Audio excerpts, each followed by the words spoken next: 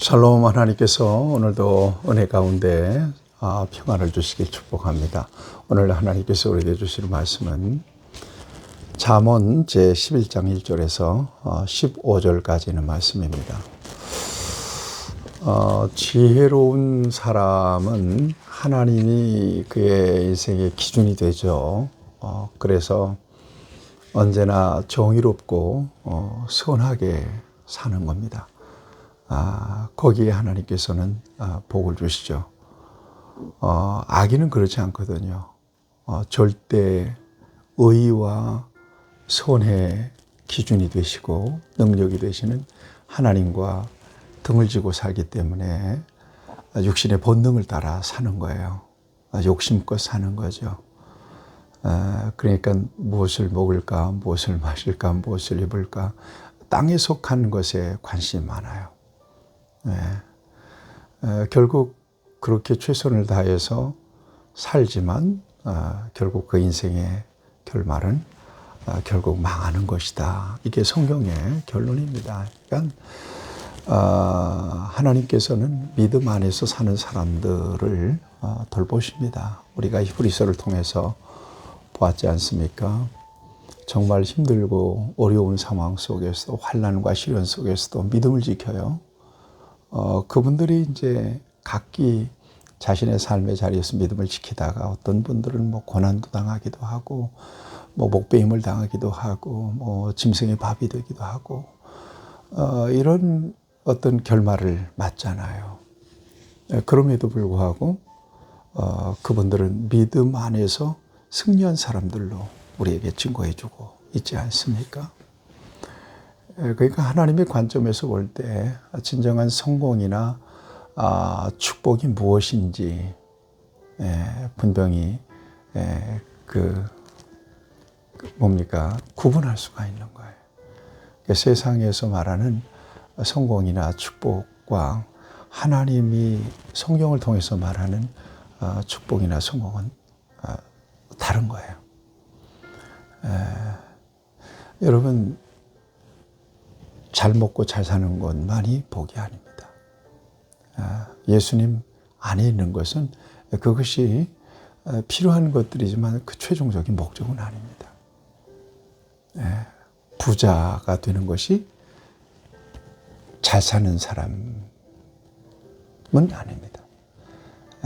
가난해도 잘 사는 사람이 있고 부자라도 잘 못 사는 사람이 있는 거죠. 그러니까 그 공식이 맞지 않아요. 부자로 잘 산다는 공식이.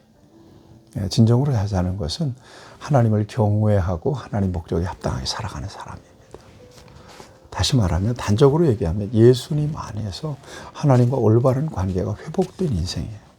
이게 잘 사는 사람이에요. 그 안에서 무엇을 해도 잘 될 수밖에 없고 하나님께서 복을 주실 수밖에 없는 거예요. 앞에서 우리가 봤잖아요. 여러분 10장 22절에 보면 여호와께서 주시는 복은 사람을 부하게 하고 근심을 겸하여 주지 아니하시느니라. 이렇게 말씀하고 있지 않습니까? 또 27절 말씀도 보면 여호와를 경외하면 장수하느니라. 그러나 악인의 수명은 짧아지느니라. 장수도 또 부하고 또 근심이 없는 복을 누리는 것도 다 하나님께로부터 오는 거예요. 그걸 믿으시기 바랍니다. 그래서 여러분들 삶의 자리에서 여전히 하나님을 떠나 있는 분들은 하나님을 믿는 일이 우선이에요.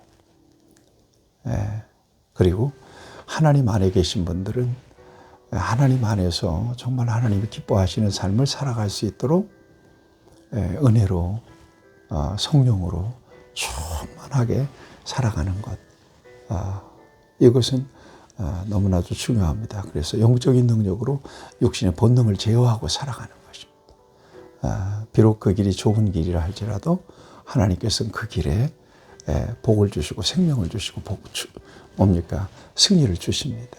오늘 본문 말씀도 보면 여기 속이는 저울은 여호와께서 미워하시고, 왜 속여요? 하나님이 없기 때문에 속이는 거예요. 교만이 오면 욕도 오거니. 왜 교만하죠? 하나님이 계시고 하나님의 손에 모든 것들이 달려있다는 사실을 부정하고 살기 때문에 교만한다고요. 특별히 교만은 모든 죄의 근원입니다. 하나님 믿지 않기 때문에 교만하는 거예요. 그 다음에 여기 보니까 정직한 자의 성실은 자기를 인도하거니와 사악한 자의 폐역은 자기를 망하게 하느니라. 정직, 성실, 하나님께서 주신 기회요.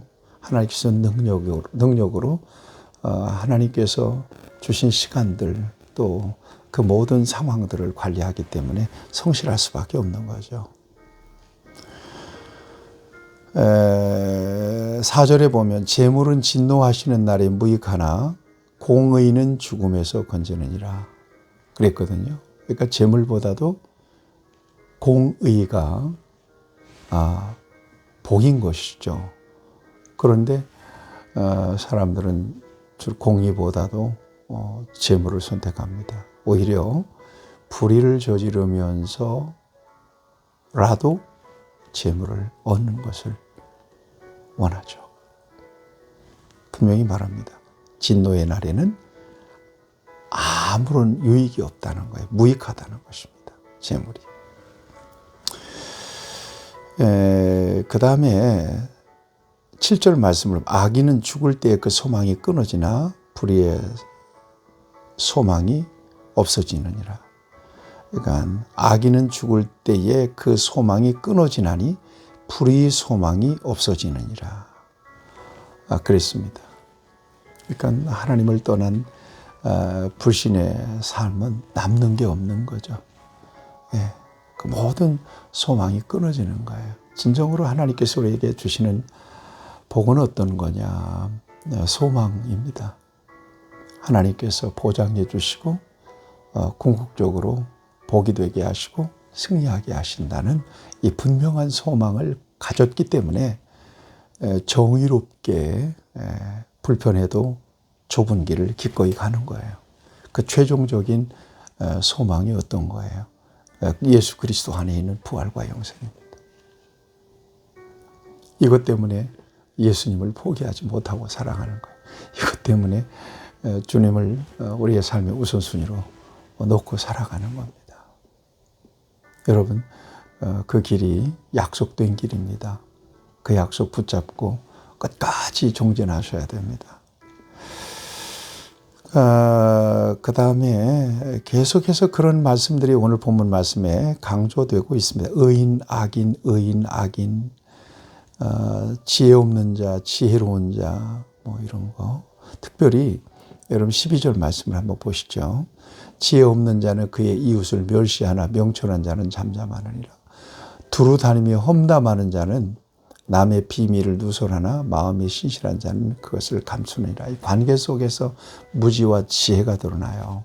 자꾸 험담하고 이간질하고 하는 것은 무지한질입니다. 지혜로운 자는 그렇게 못해요. 왜 그럴까요? 하나님께서 그 중심에 계시고 하나님이 그의 말을 듣는다고 생각하니까 함부로 말을 못하는 거죠. 지략이 없으면 백성이 망하여도 지략이 많으면 평화를 누리느니라. 지략도 마찬가지요. 삶을 뭡니까? 경영하는 능력들이죠. 이게 하나님께서 주신 지혜로 가능하다는 것입니다. 그래서 자신도 복받고 함께한 공동체도 유익하게 만드는 그런 사람이 바로 지혜로운 사람이라는 거죠. 15절 타인을 위하여 보증이 되는 자는 손해를 당하여도 보증이 되기를 싫어하는 자는 평안하니라. 보증을 서는 거 결국 이것도 지혜에 속한 일이거든요. 성경의 정신은 보증 서지 말라 그랬거든요. 가진 것도 있으면 나눠주시면 되고요. 보증을 서는 것은 주의할 필요가 있습니다.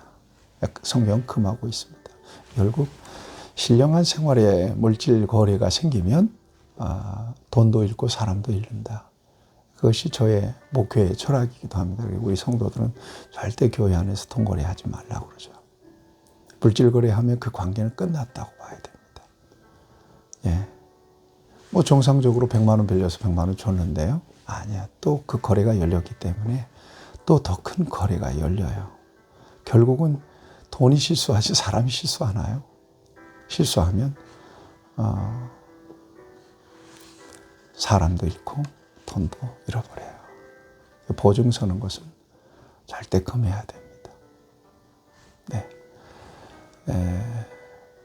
저와 여러분들이 오늘 우리에게 주신 지혜의 말씀을 마음에 잘 새겨 두시고 꼼꼼하게 읽으시면서 다시 한번 묵상하시면서 정말 지혜로운 길에서 하나님이 인정하시는 의로운 삶을 살면서 하나님께서 주시는 복을 누리는 저와 여러분들이 될 수 있기를 바랍니다.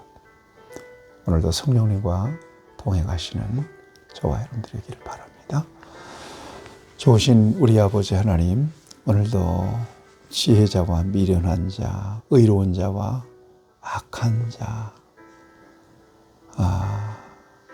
성공을 거두는 자와 실패하는 자, 흥하는 자와 망하는 자, 하나님 안에서 이 둘이 명확하게 갈리는 것을 말씀을 통해서 보여주십니다.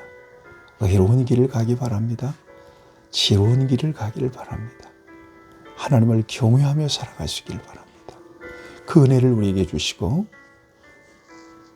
우리의 삶에 하나님 주시는 복으로 충만한 삶을 누리며 축복의 통로가 되는 우리 모두가 되게 해 주옵소서.